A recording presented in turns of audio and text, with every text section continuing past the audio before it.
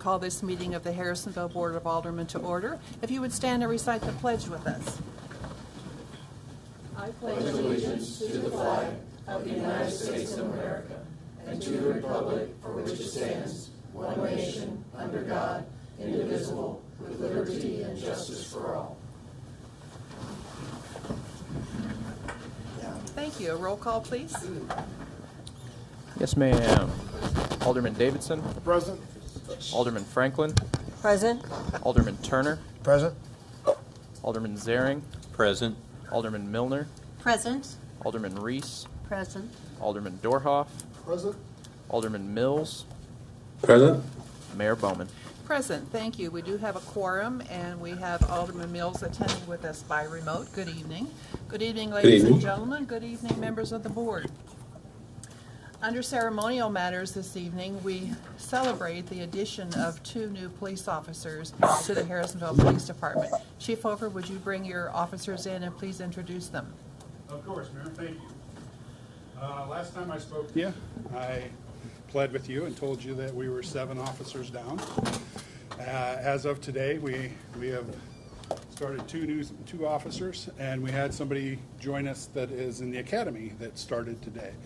So first of all, I believe directly behind me is Derek King. He is a 12-year veteran of law enforcement. He started in Oak Grove and then went to the Blue Springs Public Safety School of Public Safety, and then on to UMKC and came to us from there.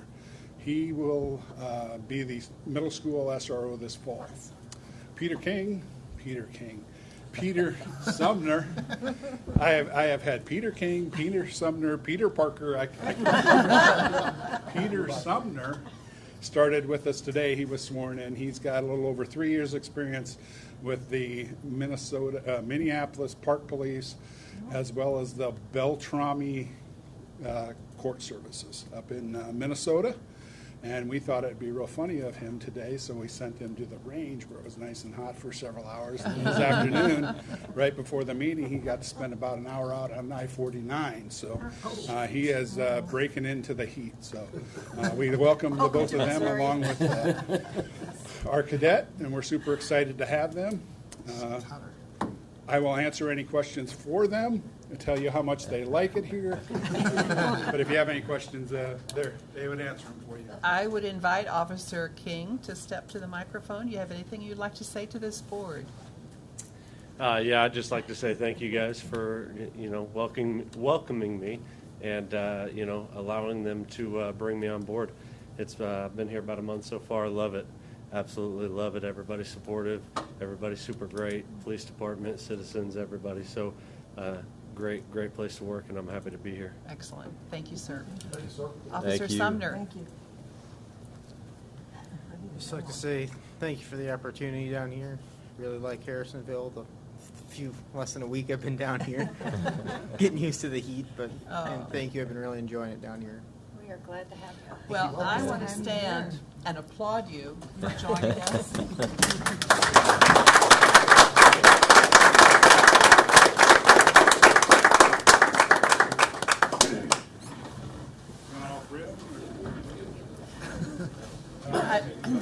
I appreciate your service.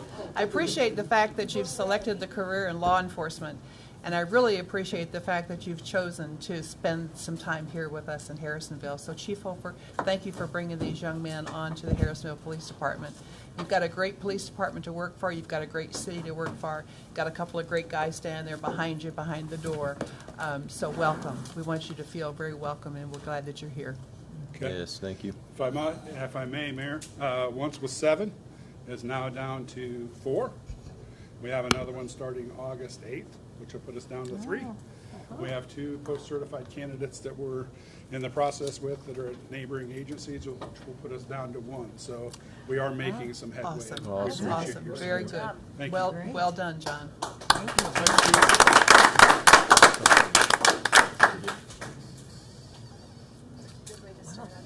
How exciting. What a great evening. Okay, moving on then.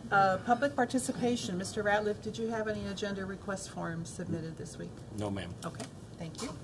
We'll move on then to the approval of the minutes, and at this point, I would like to ask you to please silence your cell phones if you haven't already done so. The minutes of the Board of Aldermen, the regular meeting, July the 5th. You had those in your packet. If you've had the opportunity to look at them, if there are no corrections, I would entertain a motion. Make a motion to approve. I second. Have a motion from Alderman Zaring with a second from Alderman Franklin. All in favor of the approval of those minutes, say aye. Aye. Anyone opposed? Thank you. Those minutes stand approved as printed. The minutes of the work session from July the 5th, 2022, they were also in your packet. If you've read them and don't have any corrections, please entertain a motion. Move to approve. Second. Have a motion from Alderman Reese with a second from Alderman Milner. All in favor of the approval of the minutes of the work session, say aye. Aye. Anyone opposed? Thank you. Those minutes stand approved. Moving on to the agenda items, the first is Council Bill 51. Council Bill 51 is a resolution of the Board of Aldermen of the City of Harrisonville authorizing the city administrator to provide a non-federal funds to be used to meet the minimum 10% match and requirement for an application through the Missouri State Emergency Management Agency, SEMA, to the Federal Emergency Management Agency, FEMA, for funding for the Hazard Mitigation Grant Program. And Mr. Ratliff is going to speak to that. So if you all recall, back in February 22nd, you all approved the grant application for the 25% match. They have now came to us and said that we only need to have a 10% match. So to do that, they want you to pass another resolution saying that you'll do 10% instead of 25%. I didn't think that would be a problem. So if we want the 10, we've got to pass it. Yes. Even if we want the 25. But before the 25? And that's another piece of good news this evening, isn't it? Yeah. We're starting out really well. Any questions for Mr. Ratliff on Council Bill 51? If not, I'll entertain a motion. Make that motion. Second. The motion is from Alderman Davidson with a second from Alderman Turner. A roll call, please. Alderman Zaring. Aye. Alderman Franklin. Aye. Alderman Turner. Aye. Alderman Dorhoff. Aye. Alderman Davidson. Aye. Alderman Milner. Aye. Alderman Reese. Aye. Alderman Mills. Aye. Thank you. Council Bill 51 is approved and becomes Resolution R 2022-30. Council Bill 52. Council Bill 52 is a resolution of the Board of Aldermen of the City of Harrisonville ceasing ambulance service for the Dolan, West Dolan, and East Lynn Gun City service areas and establishing an effective date. Chief Sullivan, good evening. Thank you, Mayor, Board of Aldermen. This is in response to our conversation we had the other day. Myself and Stephen and Alex worked on this, are attempting to get the proper signatures from the other agency and just waiting on your approval. And I'll be happy to answer any questions that you might have. Alderman Dorhoff, did you have questions? Were there a couple things? Use your microphone, please. Were there a couple questions we were waiting to get answered on the attorney side on this? I'm trying to think if we left him with a couple of to-do points. My understanding is that we've got an agreement with West Peculiar to take over the Dolan, West Dolan, and that will happen immediately, but we're still going to provide them notice because by statute, we have a 1-year time period that we have to allow to run, even though the way the contract's drafted with West Peculiar, it's kind of a no give backs. So it's theirs, but we're going to provide that notice just to comply with the state requirement.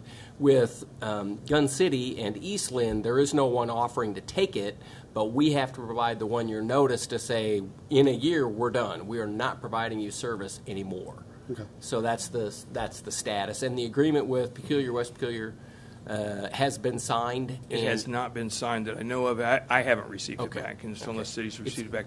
It's There- been vetted back and forth, and they said yes, we agree. It's just waiting on their signature. Yeah, they're bored to meet. That's what they're waiting on. But both entities have been advised that we will be ceasing service in 365 days.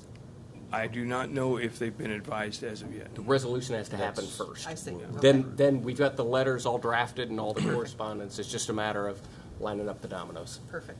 All the agents, Oh, So yes. they're aware, Y- yes. Yes. all the agencies are aware that this is going on, but it's not a secret or anything. Okay. Alderman Davidson? So therefore, it would be as if now West Peculiar is covering Dolan, West Dolan, and the only time we would go is in normal circumstances when it was a mutual aid request. Is that correct? Yes, sir. Okay, so we will not be primary. Yes, sir. Alderman Reese? Yeah, I have a question. I mean, I agree with everything that's going on, I'm totally. But I do have a question about East Lynn. I guess it's the heart in me that says, what do they have to do in order to get service from somewhere? They will have to pass their own ambulance district tax, and they're going to have to either talk somebody into taking it for them and pay them the tax, or have their own ambulance. Not unlike Harrisonville did in the beginning, right? At some point, we had to decide whether we wanted an ambulance or not, and stop relying on other people. And that's where they're at in their system. They're going to have to decide within a year how they're going to provide ambulance service to their citizens. Okay. But it doesn't, for us, other than just a normal mutual aid call, if we're called, we will go. But we're not going to respond automatically to an area that's not paying us taxes. Okay, thank you. Mm-hmm. Alderman Zary? Yeah, and I guess my only question is kind of to piggytail on that there is, because we can tell them we're not going to service them, but if they have no service and they call us, we're still going to service them, correct? Correct. Do they have somebody else that's closer that they would go to before they would? Everybody, so these two areas have basically burned all their bridges, for the lack of a better term. Everybody's kind of doing the same thing we're doing. Yeah. So at some point, and it's none of our, I don't want to say our concern, but it's kind of outside of our preview, they will have to decide what they're going to do for taxes. It's not our responsibility at Yes. this point. What does Archie do? Archie is part of Central Cass. Central. Yeah, they have an ambulance down there. Central Cass runs them. Seems to me like they'd be closer to them. Yeah, Drexel is in the same boat as, Gotcha. except that's between Central Yeah. Cass and. Alderman Turner? You said that before that it's about $1,000 to $1,500 per call is what it costs. Is that including the billing, the money we receive back from billing, or? No. I mean, 'cause, I mean, it can't be just that much. So when they call it real cost to a Right. response. And so when you add up all this certifications, the training, and all of that kind of stuff, what most fire departments figure is somewhere between $1,000 and $1,500 per call. Correct. Right? That's what it costs. Now, some of that we get back sometimes when we bill. If it's a fire, then there's no billing that goes with it. So if it's an EMS call, we might get money back, Right. depending on what the EMS call is. This is the EMS. It's nothing to do with the fire part. I'm sorry, sir? I said, but this passing here is the EMS. This is just EMS. Right. So, I mean, we don't receive money back from the fire, but Right. the ambulance billing. Sometimes. We receive back, we lose about 60% of our ambulance money. About 60% don't pay us back. We just run for, and Harrisonville pays for it. But, I mean, we're also sales tax, right? And, I mean, anyone that shops within Harrisonville pays the sales tax. They're not residents of our community. No, but, I mean, they do help pay the sales tax, too. I mean, when they shop in towns. To respond a little bit to Judy's comment, our citizens are paying for this. Yes. They are not. True. I know it. I mean, yeah, there's a part of everybody that wants to care, but we have to pay for ours. And so, I mean, it's incumbent upon them, in my opinion, that they do something to ensure that we're going to be, if we would have to respond, we would get some money. But they should start paying what is due them. Sure. And there's another cost that goes along with this. Every time our ambulance runs an hour away from the city, our citizens are not covered. Absolutely. That are paying for the taxes. Right. Or that are paying for the services. So I don't want people to think that we don't care, but we care about our citizens first. Yeah, and we will respond, just like the state requires us, to any mutual aid call that we have the ability to call. Right? So we're not going to leave them hanging. If they call, it just won't come to us first. It will go to dispatch. They will have to decide what they're going to do, and then if there is nobody, just like if we had nobody here, we would call somebody else. And so an ambulance will show up to their residence somewhere. Alderman Mills, did you have any comment? No, just reflecting on from the previous conversation, and going back the years to early 90s. No, the good old buddy system, and I enjoyed the comments of the fiefdoms or the kingdoms, but that's the way it's always been. And I know at the end of the year, when the budget came, it was always a discussion with no solutions. As this evolved, needing an ambulance, we ran out there and did it in the country, wherever it was. But when we came to the end of the budget year, even 30 years ago, it was a few $100,000 we wrote off of collected bills, and it seems like one of those years it even approached 40% of what we wrote off was not within the boundaries of the city of Harrisonville, but that's bordering on my memory. But so it's always been a bad situation for the citizens and those taxpayers. Thank you, Alderman. Any other comments or questions from members of the board? I want everybody to make sure they have a chance to speak. Alderman Milner. Just out of curiosity, so Steve, at the end of 365 days, let's say they've done nothing. They have no intention to do anything because they know one way or the other we're coming to help them. What do we do then? What is the process that we'd have to go through? I don't know that in a year, on day 366, I can't tell you that we would still be coming, because that right now we serve East Lynn, Gun City, because it's within our service territory. We're going to continue to serve the other areas like Dolan, West Dolan, because we have a mutual aid agreement. Well, they won't have anything to enter into a mutual aid agreement with, because they're not going to be able to come and help us. So I'm not sure that we would have that same reciprocal, we'll come help you. And you're right, if we just pledge no matter what, we're going to keep going, then the whole termination does nothing.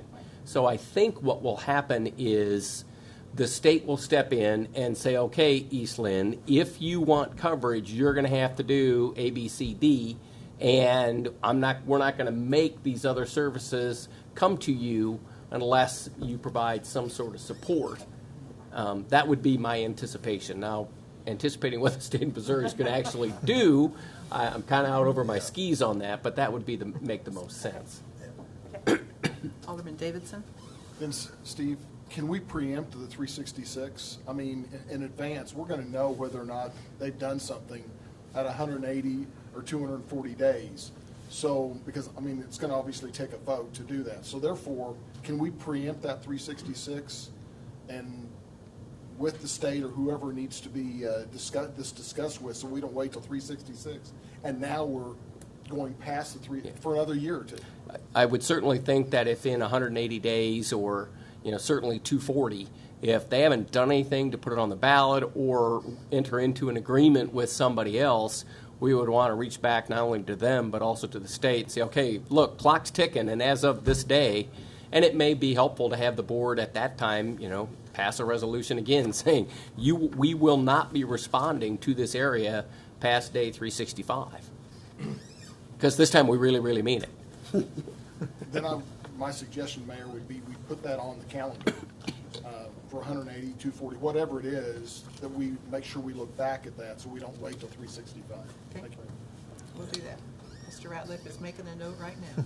And Alderman, the state of Missouri, the Bureau of EMS, is aware that this is taken care of. They will be notified right along with everybody else. Thanks, sir. Perfect. Alderman Turner. I mean, if we give up, East Land and stuff, then, still, you'd have Pleasant Hill or Garden City that could still respond also. Not just Harrisonville, right? Because East Lynn's kind of like right in the middle of all three of us. I mean, no one's has to go, but someone Correct. needs to go. Well, I hesitate to answer for Chief Lopez whether he'll go or not. Yeah.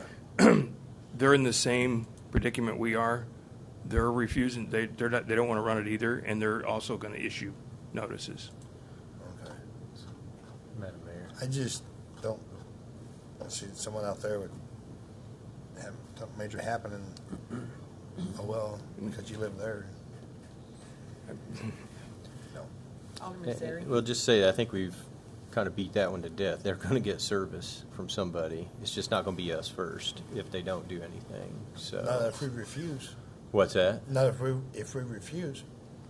We're not The going to others are- refuse to provide service. It's just we're not going to be the first ones that they come to. And if I remember right, our last discussion, wasn't it Cass County was closer to them, No. I think, than anybody really. Cass County is, so, just so everybody's like on the same page, all the paid entities, Cass County, P Hill, ourselves, are in the same boat. Same boat. None of us want to run an untaxed area, right? And so at some point, these areas, so I hate to take this off at one point, Harrisonville run everything south of Raymore. Over time, these areas decided that their citizens' welfare was more important than what was going on. And so they created ambulance districts. Now we're down to 2, actually 3 if you count Drexel.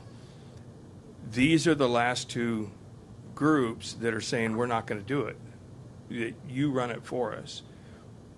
And that's, I mean, this is inevitable that eventually they're going to have to pay for an ambulance just like we all have to pay for ambulances. They should. But see, and Mike, see, but when he made a note of day 366, we refused to go. That's Wait. what we just. Sir, let me try to, Well, no. What was day 366? 366 is when this resolution takes effect. Takes Right, effect. and Commissioner said if we don't stop going, then what's the point of doing Okay. this? If we keep going. Harrisonville, as long as I'm in charge, is going to err on the side of safety, on the side of public safety, right? If we get a call in these areas, we will run it and then figure it out later. So at least Harrisonville's not going to let anybody suffer. We're not going to go, nope, we're not coming. At least not as long as I'm in charge, right? Afterwards, we'll have to figure out what we're going to do. But we're not, what I'm saying is this resolution, we're not going to be the primary district where they just assume that Harrisonville takes care of their area. That's what this resolution actually does.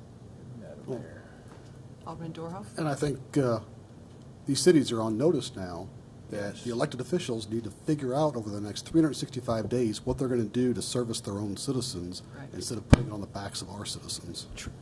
That's my position. Right. Okay, Alderman Zary? Well, I was just wanting to make sure that we're clear on it. So when it comes out again, and I think I'm clear on it, we're not going to be the primary. We're still going to service if we have to go to these areas. I guess the question would be, do we have a plan to where, because like you said, if there's a point that we're servicing somebody an hour away, our citizens are not covered, is that the plan is really to get stricter on that and say, hey, we can't service that because we can't leave our citizens uncovered here. You're going to have to go to one of these other places. That's what we're doing now. Okay. And so if somebody calls us mutual aid and we do not have the resources to effectively cover Harrisonville and run that mutual aid, we don't run it. Okay. Harrisonville comes first. Okay. Good. As it should be. Because right now it's not that way, right? It has been since I've been there. Gotcha. I changed it. Gotcha. Yeah. But it hadn't been for a long time. Gotcha. One last comment. Alderman Davidson, So yes. therefore, if we've got one ambulance in the station because we've already got one out running, and a call comes in, and we're gonna leave our city completely unmanned, we're not gonna respond, correct? We will not Thank respond you. in that case. That's good. Thank you. All right, board, good discussion. Anything else? Any other comments, questions? If not, I'll entertain a motion. Make a motion? Second. I have a motion from Alderman. Your motion is to, I'm sorry, state your motion. You just said you would make a motion. Sorry, motion to approve, Okay. resolution. Thank you. I'm sorry. So I have a motion from Alderman Davidson with a second from Alderman Zaring to approve Council Bill 52. May I have a roll call, please? Alderman Davidson. Aye. Alderman Zaring. Aye. Alderman Turner. Aye. Alderman Franklin. Aye.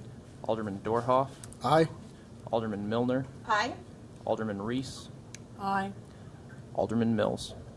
Aye. Thank you. Council Bill 52 is approved and becomes Resolution 2022-31. Council Bill 53. Council Bill 53 is a resolution of the City of Harrisonville approving the preliminary plat of Harrisonville Meadows 2, lots 1 through 4, a 16.31 acre tract of land located south of Crown Care in Harrisonville Heights in the East Elm Estates in the City of Harrisonville, Cass County, Missouri. Good evening, Ms. Stanton. Evening, Mayor and Board. So, yes, what is before us is a preliminary plat for the 4 lots. Only Phase 1, which is Lot 1, is planned to be developed at this time. Phase 1 is planned to consist of the extension of Jesse Avenue and development of Lot 1 into 3 16-unit, 2-story apartment buildings totaling 48 units, a community building with internal amenities, and a private playground. Proposal is being funded with low-income tax credits provided by the Missouri Housing Development Corporation, Commission, and it's staff's understanding that these units are not planned to be age-restricted. Currently, the recently adopted 2040 Comprehensive Plan shows the future place type of this area as being suburban neighborhood, which is identified as being residential areas established around an interconnected, curvilinear street-type network. Small-scale apartments are identified as appropriate development within this place type. The Planning and Zoning Commission recommended approval of the requested preliminary plat subject to the 3 conditions in staff's report. They, as a planning commission, are tasked with reviewing whether the preliminary plat meets the design standards and requirements of the subdivision regulations and conforms to the requirements of the zoning regulations and other applicable provisions of the policies and standards. They also support development that's consistent with the city's comprehensive plan. Given that the application does meet the design standards and requirements of the subdivision regulation and conforms to the requirements of the zoning regulations and is consistent with the city's comprehensive plan, staff feels strongly that this is the best suited location for this proposal. However, Missouri law does allow for the city to create a housing authority to authorize, supervise, and otherwise regulate subsidized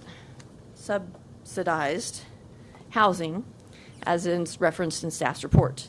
And staff has recommended that no development requests that accept subsidized housing vouchers be approved until a housing authority is evaluated by the board and a decision is made as to whether or not to create one. If the board elects not to suspend applications with subsidized housing, the staff recommendation is for approval of the requested preliminary plat with the following 3 conditions that were in the Planning and Zoning's recommendation. 1, an application to rezone the property from R3 to RP3 shall accompany the final plat application. This has been submitted. 2, a landscape plan shall be submitted to meet the requirements of Section 410.350.C.1 and 2, Article 5 Subdivision Design Standards, and that is currently under review. And 3, the cash in lieu fee of $5,767.34 shall be paid to the city prior to approval of the final plat. These fees are to be used exclusively for the acquisition, development, or improvement of public park, generally within a half mile of the periphery of the subdivision.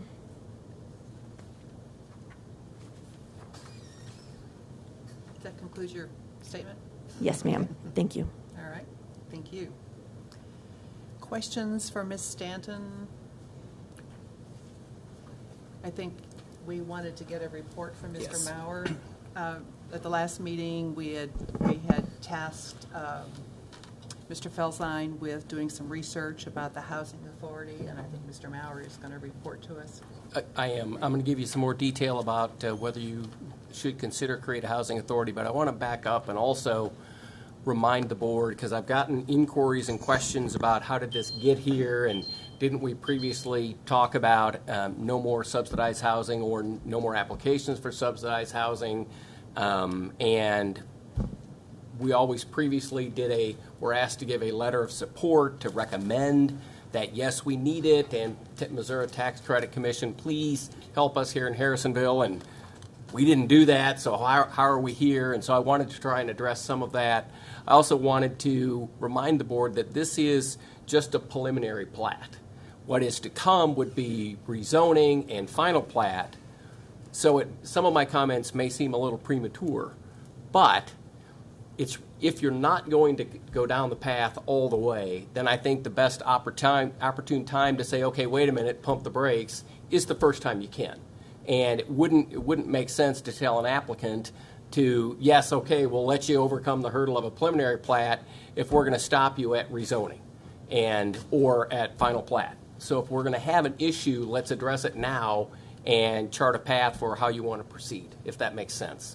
What I mean by that last comment is when it comes to rezoning, our Chapter 405 specifically allows for consideration of whether the proposed rezoning use would be compatible with the character of the nearby residents, with the character of the nearby business, would it be compatible with what is there or planned to be there.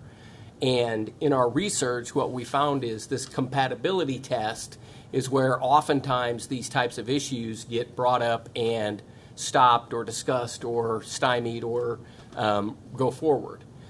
My point on premature, maybe we don't get there yet, but why tell this applicant, yes, we'll go ahead and do the preliminary plat if we're going to have the very same conversation over compatibility when they come back for their rezoning. So that's why you're going to hear about that tonight. The Housing Authority would be allowed by the state of Missouri should you choose to do one. It is typically for a community larger than Harrisonville, one that might deal with significantly more housing stock of subsidized housing than per capita than what we have here in Harrisonville. If you create it, it would ultimately be its own separate municipal entity, much like a TDD commission or one of the other entities that we create for a specific purpose. And once you do that and you appoint those folks, they are on their own. Now, you can set guidelines, you can set requirements, but once you do it, they are on their own. When I first thought about the idea, and as I provided some of that information to Christine, and she was kind enough to put it in her report, at that 10,000-foot level, it sounded like a good idea to us. As I think about it more, the time and cost of staff resources to create such an entity for a community of our size may not be worth it. The juice might not be worth the squeeze to do all that, particularly when some of these issues like compatibility, if we have to rezone, are going to come back to you all again anyway. So creating the housing authority in some instances might have some benefits, but I'm not sure that it's the best way to go in Harrisonville. At the beginning of my comments, I told you about, how did we get here? I thought we did this. Christine is new to us, and so she's had to go back and try to figure out, okay, so what happened? And as I understand it, her predecessor presented well, what do you all think of this idea?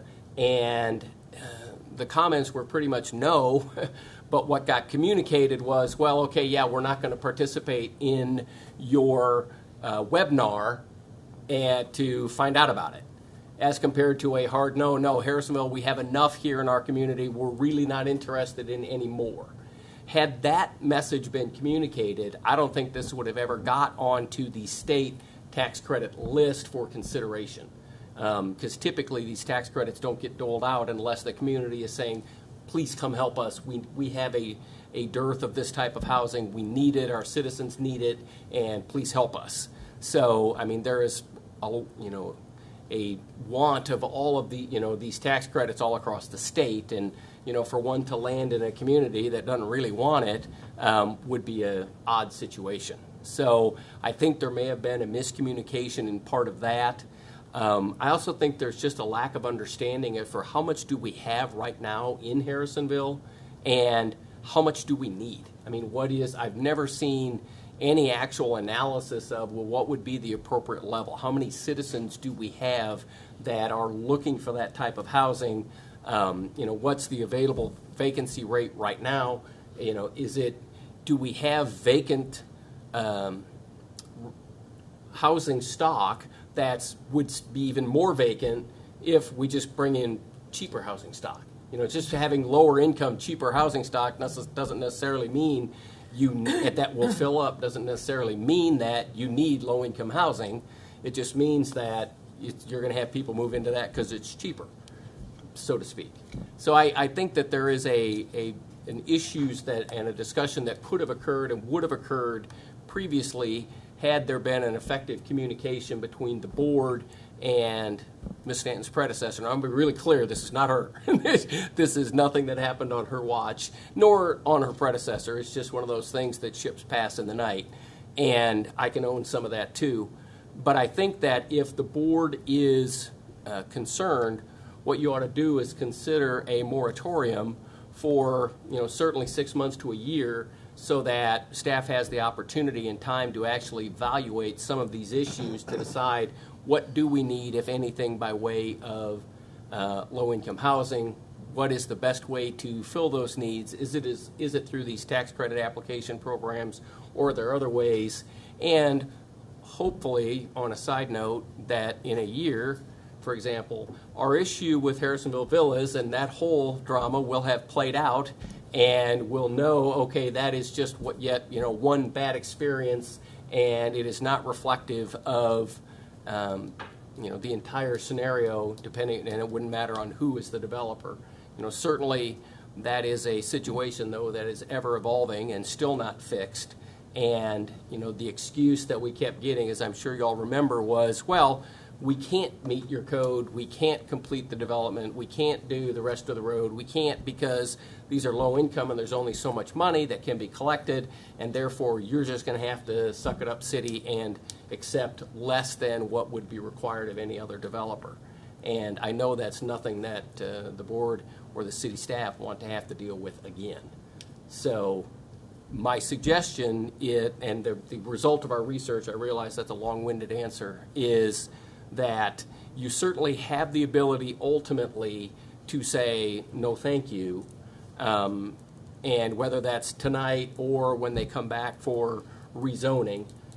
But I think in good conscience and fairness to the applicant, if you're going to do that or have these concerns, then let's just go ahead and be upfront about it and say, not yet, not right now. We need to do some more research into what we have, what do we need here in Harrisonville.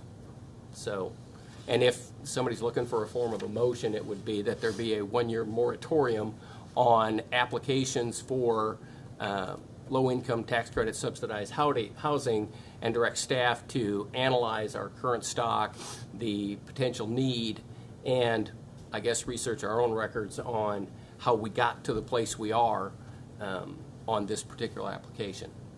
And that 1 year would apply to anyone, this applicant and anybody else coming in the future for a year. Now I'm happy to answer any questions. You explained it very well. Thank you, Councilor. Or everybody's scared to ask a question. Quite all right. Well, for me, you lost me right after about the first sentence of the motion we need to make, if that's what we want to go. Yeah. I can restate it if you all would like it. No, I guess I just have a comment. I've lived here my entire life. Some of you have, some of you have not. But we've been through this process a long time ago, our first area of government subsidized housing. And, my family had a business in town. Both sides of my family had businesses in town. We, have school staff, and government subsidized housing is a fabulous thing. when it's needed and when there is room for it. We learned early on that it also brings a lot of people in who think I can finally own something of my own and I don't have to work. I don't work here, I work someplace else, and then they get here and they realize they can't drive that distance and still be able, and then it becomes a burden on our community. And I think as we look around our own community, we see that we have quite a bit of it at this point. And it is a burden on our community, on our school districts, on our community alone, you know, and not our rental. When we look at, what did we decide, Judy, 43%? 47% of our community is rental. Mm-hmm. And I think that speaks a big volume for us. So I think I don't know if anybody else has anything to say, but I'd like to make a motion to deny approval of Council Bill 53. I think this is something we really need to look hard at moving forward. Second. Okay, discussion, go ahead. Alderman Zaring. I was just going to say, I think, if I could, I think that's good too. We've talked about this a lot, and I think there has to be more research as to where we're at. I think we kind of have an idea of where we're at with that. But again, I would say, you know, I don't know if she's made the motion, if I can make a motion to put the 1-year moratorium on it or not. After we do that, then you can. Okay. Why don't we do the denial and then we can do the one, and that way we've got them clean in the record. All right. Okay. Is there any other discussion or questions before we do that? Or Alderman Davidson? All I was going to say is, you know, the last 2 years have been great for us as far as housing roofs. And I think we need to see that play out before we would even begin to start thinking of low-income housing. You know, we came in, a lot of us came in and had the opportunity to, I think, really increase roofs, single housing. And I think we've done that. And I think, you know, obviously the economy is going to change some of that. But I think we need to see that play out before we would even consider something like this, especially.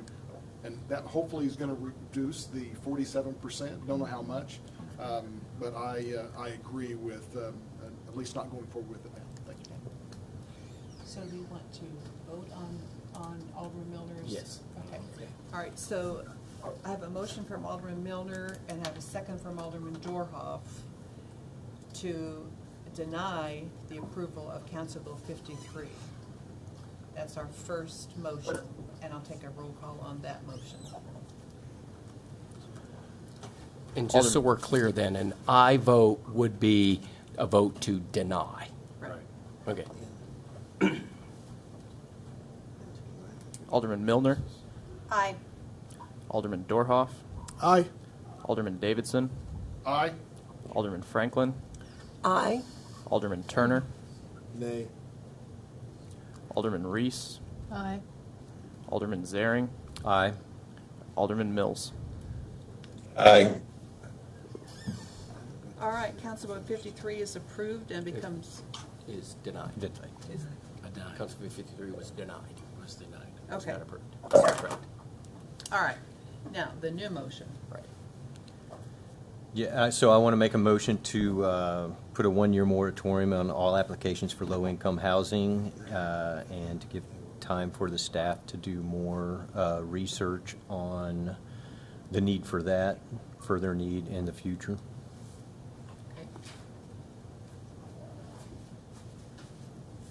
Second.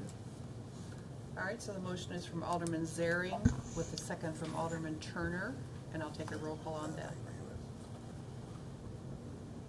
Alderman Zaring, Aye. Alderman Turner, Aye. Alderman Franklin, Aye. Alderman Dorhoff, Aye. Alderman Milner, Aye. Alderman Davidson, Aye. Alderman Reese, Aye. Alderman Mills. Aye. Okay, so Council Bill 53 as amended is approved and becomes Resolution 2022-32. And the amendment would be to deny the request but impose a moratorium for 1 year. Correct. Got it. Correct. All right, thank you, Board. Thank you, sir, for all that. Alderman and committee reports. Alderman Dorhoff, Nothing this evening. Thank you. Alderman Reese. I know that Andy's probably getting tired of hearing all these compliments about his department's wonderful service the other night. When that went out, I, like many people, had our air conditioning was no longer working, and so a lot of us just went out and sat on our front steps. And when you sit on your front steps and look down a street that has no electricity, it's very dark out there. And you sit there all by yourself with no noise, and it's an entirely different world without electricity. And as I was thinking about it, I was thinking about the hospitals and how they're having to make do, and the restaurants and all sorts of places that, while it was inconvenient for us, it could be life-threatening for others. And I just thought how fortunate we are to have a department that is so well administered to, and so many men that are in that department that are so loyal to it, for lack of a better term. I have some connection with some people in Florida, and their police departments and their fire departments and those sorts of things. And I don't think Harrisonville realizes how fortunate they are. I think sometimes even we sit up here and say, oh, good job, good job. But you've got to think what really goes on behind the scenes. And so I have been accused of being a cheerleader and not a councilman, so rah. It really is. It's an incredible service that we have here, and I'm proud. So, Thank you, Alderman. Alderman Reese. I'm sorry, Alderman Franklin. I wanted to talk about the drone video that was on Facebook regarding the park and everything, and the lighting at night is just wonderful. A lot of compliments regarding that. The sauna, which has always been problematic at the community center, is now up and running, and even though as hot as it is outside, there's plenty of people who still want to get in there and use it. We have the fall camps are still open for flag football and softball. Let's see what else. Youth softball, I'm sorry, and volleyball. And again, I wanted to thank Chief Hofer, a couple of employees at the shelter, and Dale and I and Shannon Hudson all got together and went out and got the sails put up in the back yard, and so the dogs have got a little bit more shade, and hopefully that'll help. I know the ensuing weather doesn't seem too promising, but anyway, so that's all I have for right now. Thank you. And I want to say thank you for being such a good liaison to the Park Board. You really do a great job of keeping this board informed of what's going on in the Park Board. Thank you. Thank you. Alderman Zaring. I'm going to start by electric department. You're still going to get some more love. And hey, I think it's deserved, because I'm telling you, you still read things on Hate Book of hating on what goes on out there. And it is amazing to me that half the city was out of power and you guys had it back on in 45 minutes. Mm-hmm. I mean, I just don't think people realize how big of a deal that really is, that we're that reactive. I told my wife I thought the guy was sleeping out at the substation or something, that it happened so quick, because we actually went out and drove around, and like I said, half the city was down. I don't think I've ever seen it down like that. So great job on that. Great job to the Parks Department, getting the graffiti cleaned up out there, keeping that stuff cleaned up. I was going to ask, I know we had talked about before that there's a treatment they can put on those to make it easier to clean. Are we moving forward with that? We have those ordered. It's already, Awesome. Yep, and it cleaned up really good. It looks like new out there, so at least from what I'd seen on that as well. So appreciate that. To all the staff, again, I think she's right. We just don't realize how good of a staff we do have for the city here, so we appreciate all of you. And then the last thing is, I'll tell you, we did drive around the park last Wednesday. Our church had church in the park, so the family and I kind of drove through the park again, checked it all out. It's amazing. It looks amazing, but I'll tell you, I was amazed at how many people were in that dog park. That was the busiest part of the whole park, was out there in the dog park, so good job. Good attendance out there. Yeah. All right, thanks. Well, you're right. you speak about our parks, and parks is the number one amenity. That's the number one reason why people come to a community is because of the park system. And so, you know, we can be cheerleaders all we want to be for people like Grant for the parks and Andy for the electric, because we're very fortunate. So thank you for that. Alderman Milner?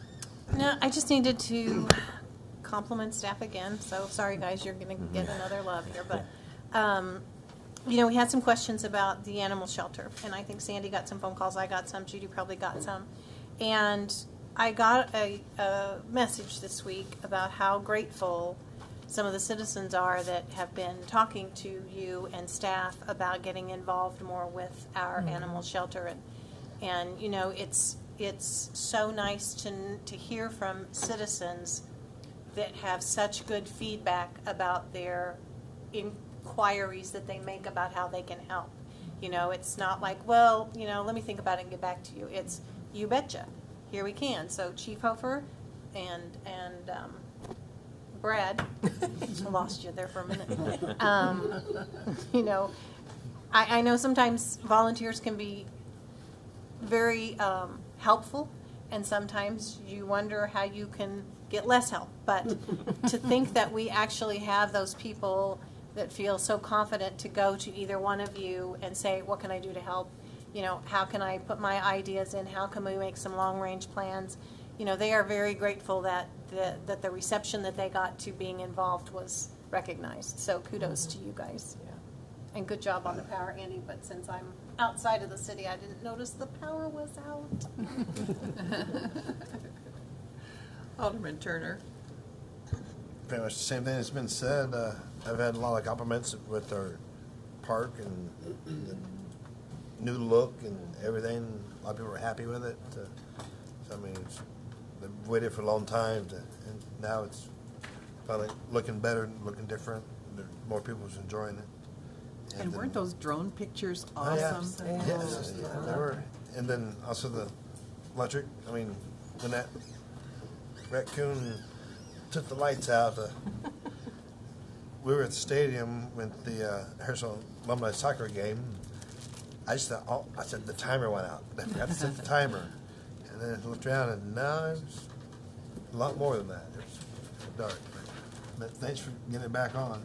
We have had a lot less disruptions than what we used to. And That's just you and your department. And just for people who are watching, it was a raccoon who took out that substation. Rocky the raccoon. Was. But that's right. Keyword is was. Raccoon dog too. We got a squirrel dog. I don't think that raccoon will do that again. No. Thank you, Alderman. Alderman Davidson. Well, follow up on that, I think the raccoon's lights were out too. All 7th, everything that's been said, that's bad thing about going last or almost last. Sorry, Bill. But our department, all of our departments have done a wonderful job.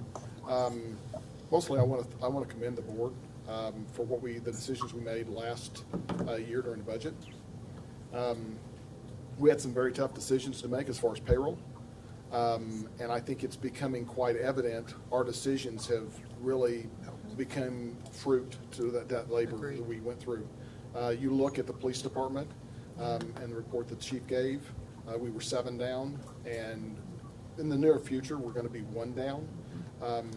There's not a lot of departments that can say that right now. Most of them are still 20, 30, and 40% down. And so commending to the board and also commending to the chief for working as hard as he has to be able to go out and recruit. I mean, bringing somebody from several states away, I think is something that needs to be said. And so one question I was going to ask him, I doubt he's not from here, correct, Sumner? Actually, he comes here via way of Mr. Ratliff.